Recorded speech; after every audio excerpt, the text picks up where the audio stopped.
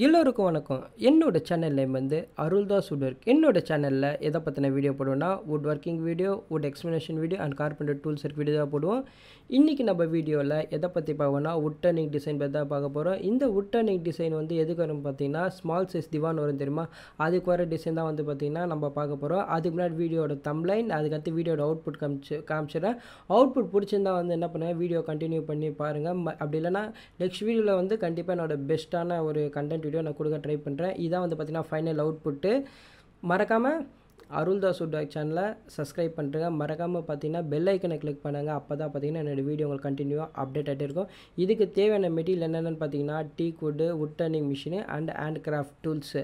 First நம்ம என்ன பண்ண வேண்டியது இருக்குதுன்னு பார்த்தீங்கன்னா டீக் வுட் எடுத்துக்கணும். ஒரு லாங் சைஸ் வுட் எடுத்து என்ன பண்ணுவோம்னா அதை வந்து 4 கட் பண்ணிட்டோம். உங்களுக்கு ஜஸ்ட்டு வந்து பார்த்தீங்கன்னா ஷார்ட்ஸில் காட்டுறதுக்காக, சின்னதாக காட்டுறதுக்காக என்ன பண்ணால் ஒரு பீஸ் கட் பண்ணி வந்து உங்களுக்கு காமிச்சிருக்கேன்.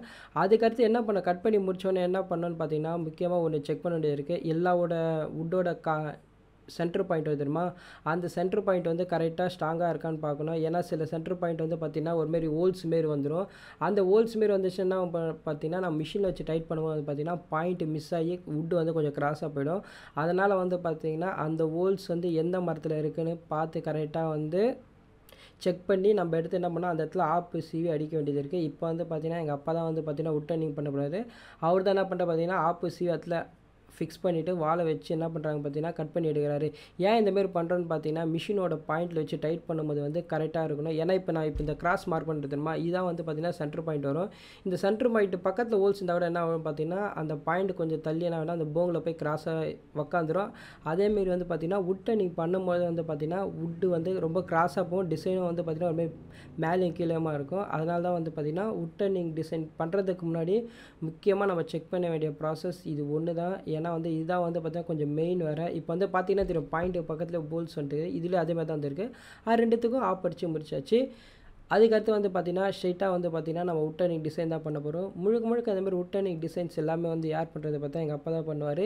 இது வந்து பார்த்திங்கன்னா ரொம்ப பேசிக்காக காமனாக வர டிசைன் தான், ரொம்ப ஒரு பெரிய டிசைன்லாம் இல்லை. திவானில் வந்து பார்த்திங்கன்னா ஏகப்பட்ட டிசைன் இருக்குது. சிங்கங்கால் திவான் டிசைன் நிறையா இருக்குது. பட் இருந்தாலும் வந்து பார்த்திங்கன்னா வுட் டர்னிங்கில் வந்து கிளைண்ட் கேட்டனால நாங்கள் வந்து பண்ணி கொடுத்தோம்.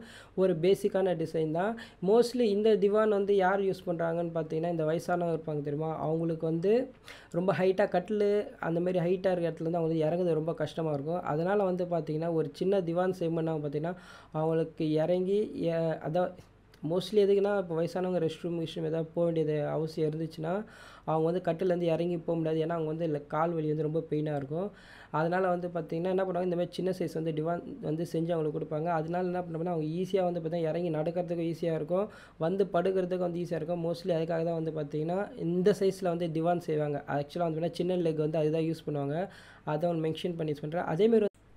அதேமாரி பார்த்திங்கன்னா என் சேனலில் வந்து பார்த்திங்கன்னா ஏகப்பட்ட வுட் டர்னிங் டிசைன்ஸ் இருக்குது. ஆக்சுவலாக வந்து பூஜை ரூமுக்கு வர வுட் டர்னிங் டிசைன்ஸும் பண்ணியிருக்கேன். அடுத்து கட்லுக்கு வர்றதுக்கு, அதுக்கடுத்து வந்து பார்த்திங்கன்னா ஸ்டேர் கேஸ் டிசைன்ஸ், இந்தமாரி வந்து நிறைய லெக் டிசைன்ஸ் இருக்குது. அதுக்கு வந்து பார்த்திங்கன்னா செப்பரேட் ப்ளேலிஸ்ட்டாக வந்து நான் க்ரியேட் பண்ணி வச்சுருக்கேன்.